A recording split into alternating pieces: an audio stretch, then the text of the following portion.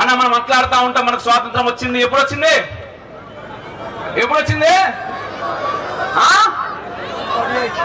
1947లో. కానీ ఎప్పటి నుంచి యుద్ధం మొదలైంది?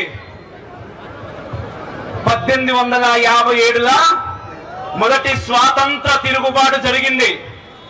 కానీ మనందరికి తెలియదు అదేంటంటే మనం దాన్ని మన పుస్తకాలలో ఏం చదివినాం? మనం సిపాయిల తిరుగుబాటు, మందుగుండ్లకు కొవ్వు పూసిర్రు, అందుకోసం అని చెప్పి సిపాయిల తిరుగుబాటు అని చెప్పి దాన్ని తొక్కేసిర్రు. కానీ అన్న మీరు ఎప్పుడైనా విన్నారన్న ఒక మాట మిమ్మల్ని అడిగితే అందరూ ఖచ్చితంగా సమాధానం చెప్పాలి. పుస్తకాలు రాస్తుంటారు కదా, ఆ పుస్తకాలు రాసేది ఎప్పుడన్నా పుస్తకం ప్రింట్ అయిన తర్వాత దాన్ని ఒకవేళ అటో ఇటో ఉంటే ఏం చేస్తారు? బ్లాక్ చేస్తుంది గవర్నమెంట్, దీన్ని ఎవరు బయటకు తీసుకురావద్దు, అంతే కదా.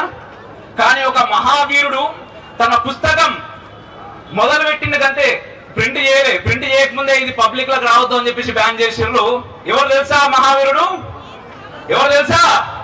వీర సావర్కర్. ఆయన 1857 తిరుగుబాటు గురించి పుస్తకం రాసిండన్న.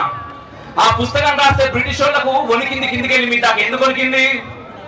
ఆయన రాసినటువంటి పుస్తకం వేరే భాషలో తర్జుమా అయితే అప్పటి ప్రపంచ యుద్ధం, మొదటి ప్రపంచ యుద్ధం జరుగుతూ ఉంటే జర్మన్ సైనికులందరూ ఆ పుస్తకాల్లో అక్షరాలని చదివి బ్రిటిష్ వాళ్ళ మీదకి రండి అని చెప్పేసి తిరుగుబాటు చేసిర్రు.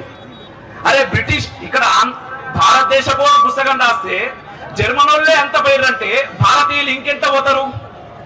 వీళ్ళకు ముందే క్షాత్ర ధర్మం చాలా ఎక్కువ.